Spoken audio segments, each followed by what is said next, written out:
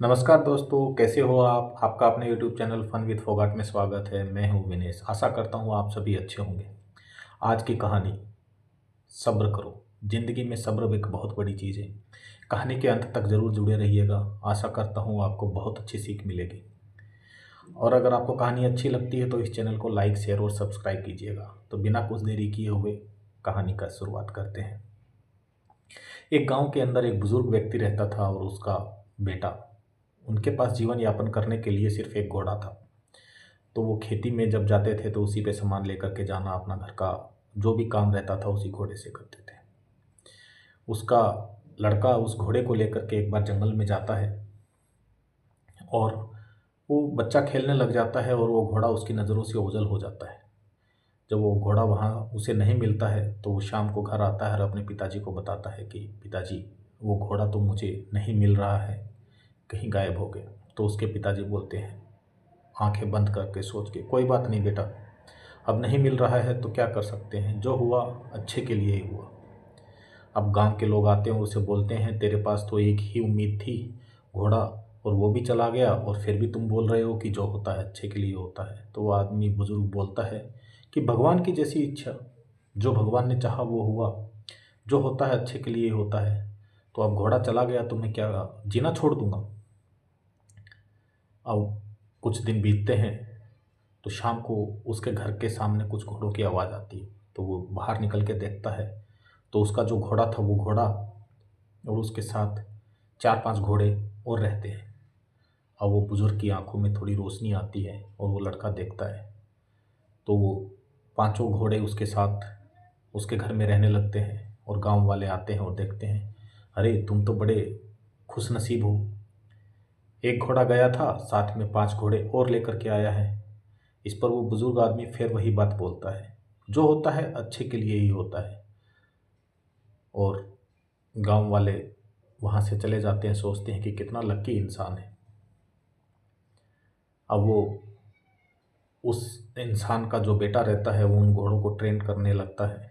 और जब वो उन्हें ट्रेन करता है तो वो घोड़े से गिर जाता है और उसके पैर में चोट लग जाती है, पैर टूट जाता है। तो फिर वही बात गांव के लोग देखते हैं और बोलते हैं, अरे किस लिए ये घोड़े आए, अभी तो तेरे बच्चे का पैर टूट गया, अब ज़िंदगी भर लंगड़ा करके चलेगा, क्या फ़ायदा ऐसे घोड़ों का। फिर वो इंसान फिर से वही एक बात बोलता है, जो होता है अच्छे के लिए ही होता है और उसी में हमें जीना सीखना चाहिए। तो गांव के लोग बोलते हैं, ये तो पागल हो गया है। अब वो अपने बच्चे का घर में दवाई पट्टी करवाता है। तभी उस गांव का राजा उस गांव के अंदर आता है और बोलता है कि हमारे राज्य के ऊपर दूसरे राजा ने अटैक कर दिया है और अब युद्ध करना है, तो आपके घर में जितने भी बच्चे हैं उनको सबको युद्ध में भेजना पड़ेगा। और वो गांव के सारे बच्चों को लड़ाई में लेकर के चले जाता है। और जब उस बुज़ुर्ग के घर पहुंचता है तो देखता है कि उस बुज़ुर्ग के बेटे का पैर टूटा हुआ है, तो उसे वहीं छोड़ देता है। अब गांव के लोगों को फिर लगता है और आते हैं कि तुम तो बहुत सच में लकी इंसान हो कि तुम्हारा बच्चा तुम्हारे पास है। हमारे बच्चे तो युद्ध में गए हैं, अब जिंदा वापस आएंगे भी या नहीं वो भी पता नहीं है। इस पर वो बुजुर्ग आदमी बोलता है कि जो भी होता है ना, वो अच्छे के लिए ही होता है। उस बुरे वक्त में आप मुझे बोल रहे थे, आज तुम्हें ये लग रहा है, तो तुम चिंता मत करो, जो होगा अच्छा ही होगा और भगवान अच्छे के लिए ही करता है। तो कुछ दिनों के बाद वो युद्ध जीत करके राजा आ जाता है और भगवान की दया से उस गांव के बच्चों को कुछ नहीं होता है। लेकिन उस बुजुर्ग आदमी ने जो सब्र किया, सेम हमारी ज़िंदगी में भी होता है। कुछ बुरा वक्त आता है, कुछ ऐसे हादसे होते हैं, उनमें से गुजर कर जब हम आगे बढ़ते हैं और पीछे मुड़ के देखते हैं तब हमें पता चलता है उस वक्त में हमें सब्र करना चाहिए। जो होता है वो हर चीज़ भगवान ने लिख के रखी है, अच्छे के लिए ही होती है।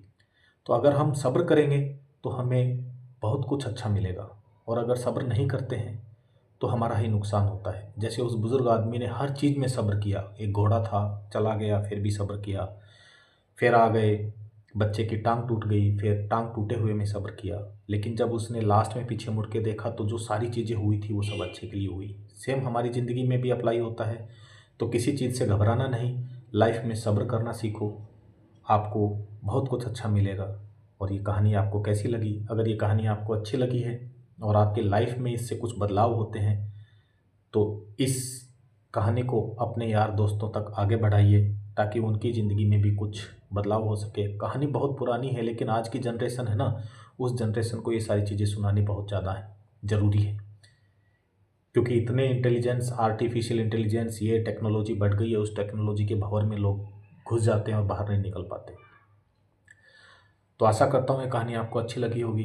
प्लीज़ चैनल को लाइक, शेयर और सब्सक्राइब कीजिएगा। मिलते हैं अगली कहानी में, तब तक इंतज़ार अगली कहानी का।